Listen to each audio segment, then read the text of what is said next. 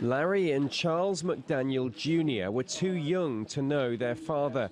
The brothers were less than 4 years old when Charles McDaniel, an Army medic, was killed in the Korean War.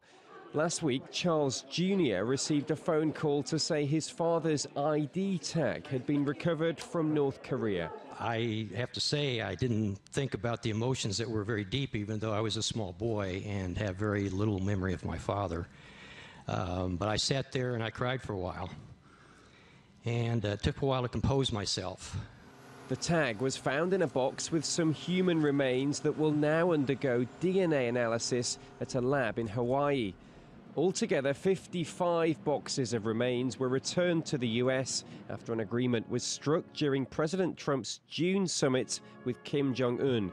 But officials say until months of testing is complete, it's hard to put a number on those involved.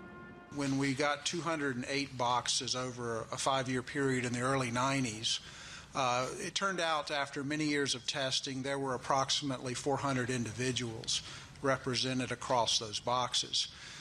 So if this is like our past experience, then yeah, I would expect more than 55, but I couldn't tell you how many. With no graves to visit, many families choose to remember their loved ones at the Korean War Memorial here on Washington's National Mall. The US military estimates the remains of more than 5,000 American troops are still in North Korea.